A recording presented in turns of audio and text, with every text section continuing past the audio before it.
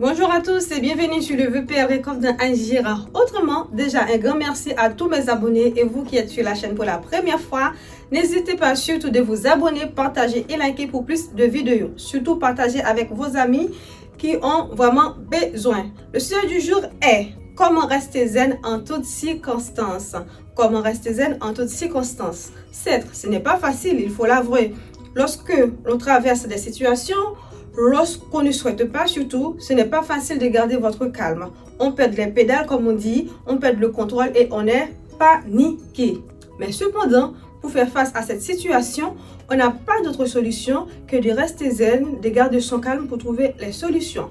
Mais comment? Nous allons voir ensemble. Dans un premier temps, il faut prendre du recul face à cette situation. Deuxièmement, il faut respirer, c'est-à-dire ne précipite pas à trouver des solutions. Ne fais pas action et réaction tout de suite. Il ne faut pas agir aussi sur l'émotion parce que lorsqu'on prend des décisions sur l'émotion, c'est toujours les mauvaises décisions. Il faut garder la tête froide, ne réponds pas sur un coup de tête. Troisièmement, il faut analyser la situation, c'est-à-dire posez-toi cette question. Quels sont les moyens que je dispose pour régler cette situation, pour affronter ce problème? Et quatrièmement, tu dois être réaliste, c'est-à-dire reconnaître tes points forts et tes points faibles. Reconnaître aussi ta part de responsabilité dans ce problème qui se présente.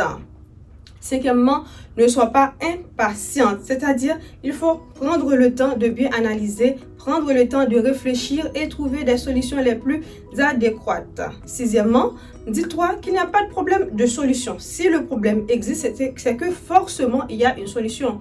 Peut-être que tu ne le vois pas tout de suite parce que tu es sur l'émotion, sur l'état de choc, mais il y a quand même une solution.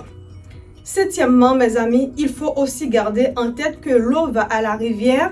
Donc, la panique appelle la panique. Si face à un problème, tu es paniqué, ça va causer encore d'autres problèmes. Huitièmement, lorsque tu essaies de faire tout seul, tu n'arrives pas, il faut demander de l'aide.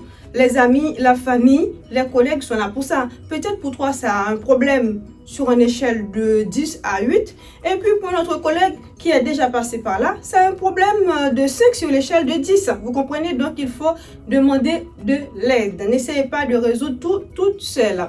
Neuvièmement, malgré tu traverses une situation indésirable, tu n'avais pas désiré, tu dois continuer à exercer une chose que tu aimes vraiment. Par exemple, si tu aimes la danse, tu aimes la couture, tu aimes dessiner, malgré les problèmes que tu traverses, faites-le. Continuez mais c'est vrai, c'est pas facile, il faut avoir de la force, mais continuez à faire quelque chose que tu aimes, donc le problème va avoir moins d'impact négatif sur toi. Et dixièmement, mes amis, dis-toi que tu es plus fort que le problème.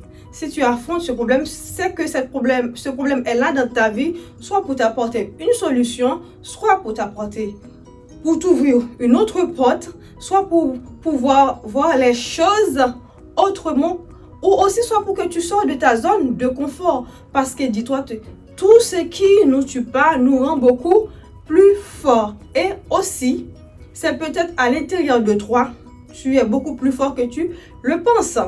C'est parce que tu as les ressources à l'intérieur de toi qui vont te permettre de résoudre, de trouver une solution à ce problème. Voilà. Donc, face au problème, restez zen pour trouver les meilleures solutions.